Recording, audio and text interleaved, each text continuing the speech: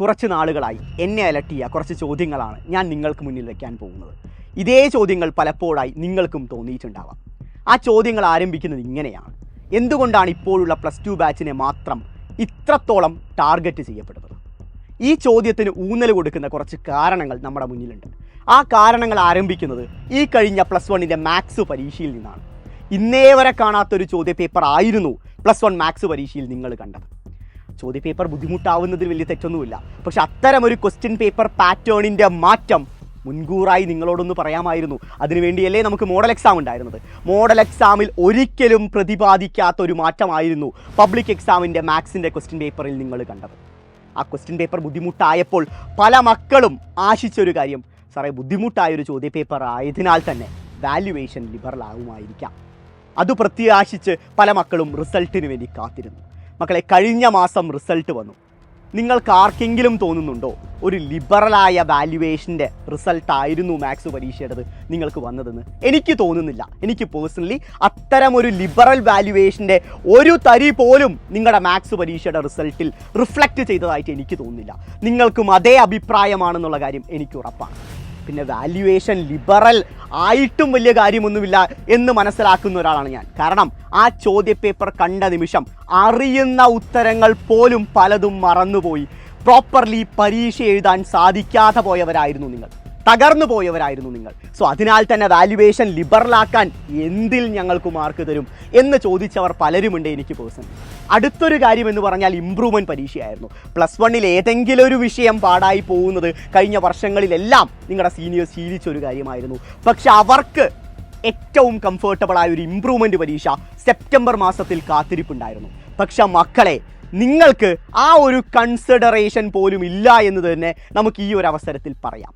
അഥവാ സെപ്റ്റംബർ മാസം കഴിഞ്ഞ വർഷങ്ങളിലെല്ലാം നടന്ന ഇംപ്രൂവ്മെൻറ്റ് പരീക്ഷ നിങ്ങളുടെ ബാച്ച് മുതൽ നടക്കാൻ പോകുന്നത് മാർച്ച് മാസത്തിലാണ്.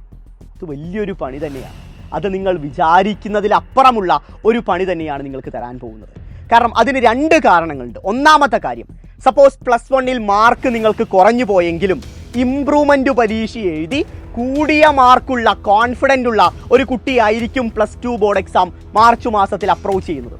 സോ അവൻ്റെ കോൺഫിഡൻസ് അത്രത്തോളം തന്നെ കൂടുതലായിരിക്കാം. പക്ഷേ നേരിട്ട് മാർച്ച് മാസം ഇംപ്രൂവ്മെൻറ്റ് പരീക്ഷയും അതുപോലെ തന്നെ +2ൻ്റെ ബോർഡ് എക്സാമും ഫേസ് ചെയ്യുന്നൊരു കുട്ടിയാണെങ്കിൽ +1ൽ പല വിഷയങ്ങളിലും മാർക്ക് കുറഞ്ഞു പോയ അതേ മെൻറ്റാലിറ്റിയിലാണ് അവൻ ഈ 2 പരീക്ഷകളും അപ്രോച്ച് ചെയ്യാൻ പോകുന്നത്. സോ അവൻ്റെ കോൺഫിഡൻസ് ലെവൽ ഒരിക്കലും ഉയർന്ന അവസ്ഥയിലായിരിക്കുകയില്ല. രണ്ടാമത്തെ കാര്യം എന്ന് പറഞ്ഞാൽ ആ മാർച്ച് മാസം എന്ന് പറയുന്ന ആ കാര്യം തന്നെയാണ്. കാരണം മാർച്ച് മാസത്തിൽ ഇംപ്രൂവ്മെൻറ്റ് പരീക്ഷ മാത്രമല്ല അവൻ ഫേസ് ചെയ്യുന്നത്, ദിവസത്തിൻ്റെ ഇടവേളകളിൽ അവന് +2ൻ്റെ ബോർഡ് എക്സാം ഫേസ് ചെയ്യണം. അതേപോലെ തന്നെ ഫെബ്രുവരി മാസം അവസാനമായിരിക്കും നിങ്ങൾ ഈ പറയുന്ന പ്രാക്ടിക്കൽ എക്സാം നിങ്ങൾ ഫേസ് ചെയ്യാൻ പോകുന്നത്. അതിന് വളരെ കുറച്ച് ദിവസങ്ങൾക്ക് മുന്നായിരിക്കാം നിങ്ങൾ മോഡൽ എക്സാം ഫേസ് ചെയ്യാൻ പോകുന്നത്. സോ എക്സാം പരമ്പര തന്നെയാണ് ഫെബ്രുവരി മാർച്ച് മാസത്തിൽ ഇപ്പോഴുള്ള +2 മക്കൾ ഫേസ് ചെയ്യാൻ പോകുന്നത്. സോ അതിൻ്റെ കൂടെ ഇംപ്രൂവ്മെൻറ്റ് പരീക്ഷ കൂടിയാവുമ്പോൾ ഒരു ഇടുത്തി നമ്മുടെ തലയ്ക്ക് വന്ന് വീണ പോലെയായിരിക്കാം. സോ ഇത്രയും കോംപ്ലിക്കേറ്റഡ് ആയ പ്രശ്നങ്ങൾ അഭിമുഖീകരിച്ച ഒരു ബാച്ച് ഈ കഴിഞ്ഞ വർഷങ്ങളിലൊന്നും ഞാൻ കണ്ടിട്ടില്ല. അതെല്ലാം ടാർഗറ്റ് ചെയ്യപ്പെടുന്നത് ഇപ്പോഴുള്ള +2 മക്കളായ നിങ്ങൾക്ക് തന്നെയാണ്. ഇതിനെതിരെയാണ് നമുക്ക് പ്രതികരിക്കണം മക്കളെ. ഇതിനെതിരെ നമുക്ക് പ്രതികരിച്ചേ തീരൂ. കാരണം ഇതിന് മറ്റൊരാൾ ഒരു സൊല്യൂഷൻ കൊണ്ടുവരുമെന്ന് പ്രത്യാശിച്ചിരിക്കേണ്ട കാലമല്ല, അല്ലെങ്കിൽ കാലഘട്ടമല്ല. നിങ്ങൾ ഓരോരുത്തരും തന്നെയാണ് ഈ മാറ്റത്തിനെതിരെ പ്രതികരിക്കേണ്ടത്. ഏറ്റവും കുറഞ്ഞത് ഇംപ്രൂവ്മെൻറ്റ് പരീക്ഷ ഈ വരുന്ന സെപ്റ്റംബർ മാസം തന്നെ ആക്കണമെന്ന് നമ്മൾ ഓരോരുത്തരും തന്നെയാണ് വിചാരിക്കേണ്ടത്. നമ്മൾ തന്നെയാണ് പ്രതികരിക്കേണ്ടത്. സോ നിങ്ങളുടെ കൂടെ എന്തായാലും ഞാനുണ്ടാവും, സൈലവും ഉണ്ടാവും മക്കളെ. അടിപൊളിയായിട്ട് നമുക്ക് പ്രതീക്ഷിക്കാം. സെപ്റ്റംബർ മാസത്തിൽ തന്നെ പരീക്ഷ അടക്കം അടിപൊളിയായിട്ട് നമുക്ക് ഇംപ്രൂവ്മെൻറ്റ് ചെയ്യാം എന്നുള്ള കാര്യം നമുക്ക് പ്രത്യാശിക്കാം.